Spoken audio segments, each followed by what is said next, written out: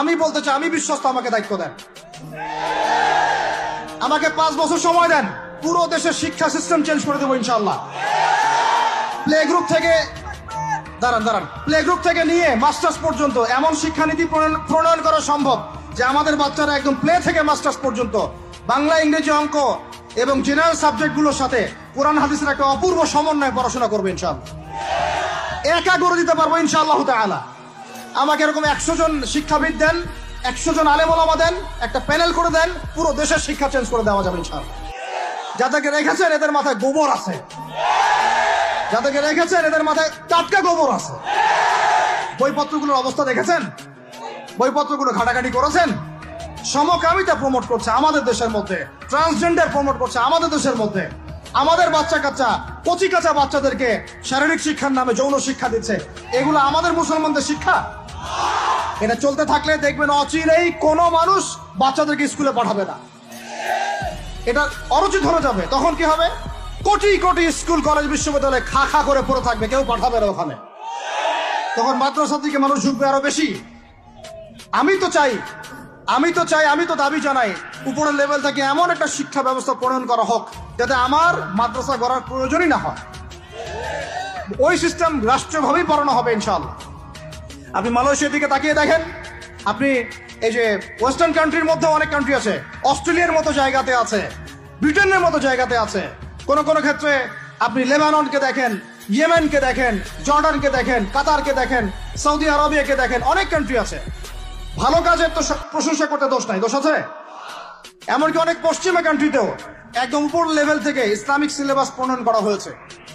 তার মানে এমন না যে তারা সায়েন্সকে গুরুত্ব দেয় নাই, ম্যাথকে গুরুত্ব দেয় নাই, ফিজিক্স পড়ায় নাই, অ্যাস্ট্রোফিজিক্স পড়ায় নাই, ইকোনমিক্স পড়ায় নাই, বিষয়টা এমন না। তারা ফিলোসফি পর্যন্ত পড়িয়েছে। ঘাটাঘাটি করেন, অনলাইনে সব মজুদ আছে। এমন শিক্ষানীতি প্রণয়ন করা সম্ভব একদম প্লে থেকে নিয়ে মাস্টার্স পর্যন্ত। আমার ছেলে ইমামতিও করবে, এদিকে বিমানও উড়াবে ইনশাআল্লাহ। আমার মেয়ে ডাক্তারও হবে, এদিকে দেখবেন হাফেজাও হবে ইনশাআল্লাহ। একজন মুফতি সাহেব, তিনি ফতোয়াও দিবেন, একই সাথে বিশ্ব অর্থনীতি সম্পর্কেও জানবেন ইনশাআল্লাহ। একজন আর্মি অফিসার, তিনি যেমন সামরিক ক্ষেত্রে লিডার হবেন, তেমনি দেখবেন ফিকহের কিতাব মোতালা করে ফতোয়া দিতে পারছেন ইনশাআল্লাহ। এই যুগটা এটা কোনো মানে স্বপ্নের যুগ নয়, এই যুগটা ছিল এক সময়। বেশি দিন দূরে যেতে হবে না, আপনি 200, 300, 400 বছর পিছনে যান, দেখবেন মুসলমানরা এমন সোনালী যুগ পার করে আসছে। অতএব এগুলো কোনো গাল গল্প করছি না আমি, এগুলো বাস্তবে রূপান্তরিত করা অবশ্যই সম্ভব, বারহাক সম্ভব, যদি এরকম কিছু মানুষের মধ্যে উদ্দীপনা থাকে, একটা সৎ সাহস থাকে, আমাদের উপর থেকে যদি একটা সহযোগিতা আসে এবং আমাদের মতো যারা ইয়াং তাদেরকে যদি মূল্যায়ন করা হয়, ইনশাল্লাহ দেখবেন বাংলার জমিন পরিবর্তন হয়ে গেছে। এই পরিবর্তন হলে দেশের জন্য কোনো খারাপের কিছু নাই, রাষ্ট্র পিছিয়ে যাবে না, রাষ্ট্র আরো এগিয়ে যাবে ইনশাআল্লাহ তাআলা। আরো ব্যাপার আছে, আপনি মালয়েশিয়ার একটা ক্লাস 10-এর বাচ্চার দিকে তাকান। ক্লাস 10-এর একটা বাচ্চা কোনোদিন মাদ্রাসায় যায়ই নাই, স্কুলে পড়েছে, কিন্ডারগার্টেনে পড়েছে, রাষ্ট্রীয় সিলেবাসে পড়েছে, মাত্র 10 থেকে 12 বছর পড়াশোনা করে ও এখন এদিকে এসএসসি এইচএসসি লেভেলেও চলে গেছে, ও লেভেল এ লেভেল পরীক্ষা দিয়েছে, এদিকে সে ইমামতি করার যোগ্যতা অর্জন করেছে। এখন আমাকে বলেন, ওই রাষ্ট্রটা কি পিছিয়ে গেছে? অতএব এই শিক্ষার দিকে অনেক মনোযোগী হতে হবে আমাদের সবাইকে, আল্লাহ পাক তৌফিক দান করেন। আমরা যদি এখন এগুলোর বিরুদ্ধে গঠনমূলক কথা না বলি, গঠনমূলক প্রতিবাদ না করি এবং আমাদের রাষ্ট্রপ্রধানদেরকে না বুঝাই, তাহলে অনেক দেরি হয়ে যাবে। আজকে থেকে 20 বছর আগে ইহুদি খ্রিস্টানরা পরিকল্পনা করেছিল এই টিকটক প্রজন্ম গড়ে তোলার জন্য, তারা আজকে সফল হয়েছে।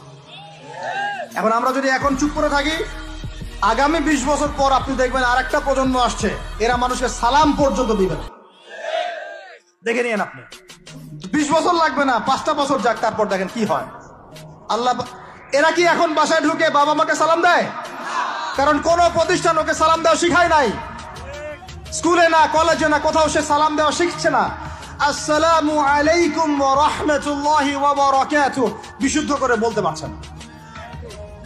বিশুদ্ধ করে বলতে হবে না? অর্থ আছে না? এর একটা তাসবির আছে না? এগুলো তো আমরা গুরুত্ব দিচ্ছি না। এমন প্রজন্ম গড়ে উঠেছে অলরেডি যারা এখন পিতা মাতাকে সালাম দেয় না, পিতার সাথে ঝগড়া করে, মায়ের সাথে মায়ের গায়ে হাত তুলে, সম্পত্তির জন্য মাকে হত্যা করে, সম্পত্তির জন্য বাবার গায়ে হাত তোলে। ওই দিক থেকে মাস্টার ডিগ্রি পাস করে আসে ব্রিটেন থেকে, অক্সফোর্ড থেকে, কেমব্রিজ থেকে, আইসা এদিকে প্রফেসর হয়েছে বিভিন্ন বিশ্ববিদ্যালয়ের, বাবা পড়ে আছে বৃদ্ধাশ্রমে। কতগুলো এক্সাম্পল নেবেন। এগুলো আমি কি গাল গল্প করছি? আমি কোনো গাল গল্প করতে এখানে আসি নাই, এগুলো বাস্তবতা। যদি বাহিরের চোখ দিয়ে আপনি দেখেন মনে হবে অর্থনীতি অনেক ভালো, ভিতরের চোখ দিয়ে দেখেন অর্থনীতি সুদ দিয়ে ভর্তি হয়ে গেছে। এবার আমরা এই জায়গায় আছি, এই জায়গায় বসে বসে আপনি মনে করছেন যে আপনি মাশাআল্লাহ খুব পাক্কা মুসল্লি, হালাল খাচ্ছেন, নামাজ পড়তেছেন, তাহাজ্জুদ গোজার, জান্নাত কিনে নিয়েছেন মাশাআল্লাহ।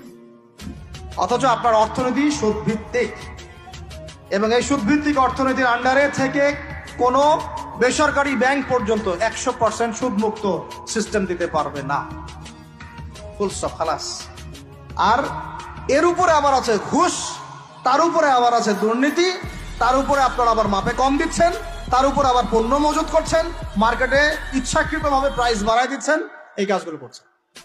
আমি শিক্ষিত একটা সমাজ পেয়েছি বলে কথাগুলো এভাবে মাহফিলে বললাম। এগুলো মাহফিলে কিন্তু আলোচনা হয় না। এগুলো কি মাহফিলে আলোচনা হয়?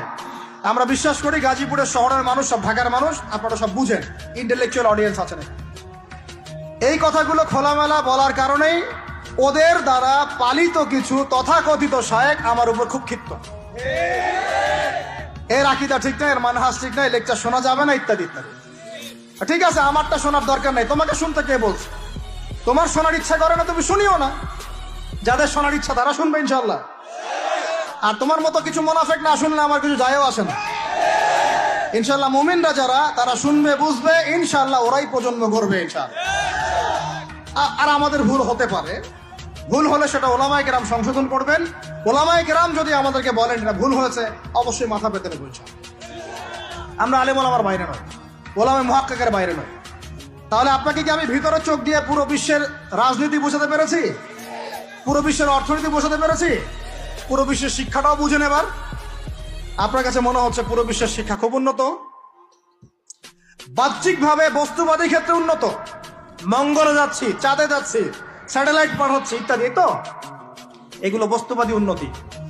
আদতে কি হচ্ছে দেখেন, নীতি নাই, শিক্ষা অর্জন করার পর নৈতিকতা নাই, চরিত্র নাই, সালাম কালাম নাই, ধর্মভীরুতা নাই, আমানতদারিতা নাই। একজন ডক্টর, সে মাশাআল্লাহ ডক্টর হয়েছে, হওয়ার পরে এখন সে দেখছি কসাই হয়ে গেল। তাহলে কোন শিক্ষাটার ঘাটতি হলো? নীতির, নৈতিকতার, ইসলামের ওই বুঝটা নাই, পরকালীন কনসেপ্ট নাই।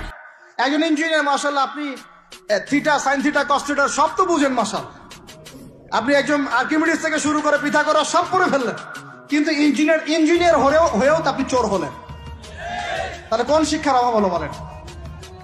একটা মেয়েকে আপনি দেখছেন মাশাআল্লাহ এগিয়ে যাচ্ছে, বাপরে বাপ, ফেমিনিস্ট রেভলিউশন। আদতে ওর গায়ে এখন একটা গেঞ্জি, ওর গায়ে পায়ে একটা জিন্সের প্যান্ট, বাহিরের চলাফেরা দেখে তার অঙ্গ প্রত্যঙ্গ সব স্পষ্ট দেখা যাচ্ছে, সে স্পষ্ট বেপরদায় চলছে। একটা ছেলেকে আপনি দেখছেন বাহির থেকে পরে আসলো, এসে এখানে ট্রান্সজেন্ডার হয়ে গেল, লিঙ্গ পরিবর্তন করতেছে। ছেলে পেলেকে দেখছেন এখানে ডিগ্রি অর্জন করেছে, কিন্তু মাদক ছাড়তে পারছে না, মেয়েদের সাথে জেনা ছাড়তে পারছে না, সমকামিতা ছাড়তে পারছে না। শিক্ষার সংজ্ঞাটাই বা আসলে কি তাহলে?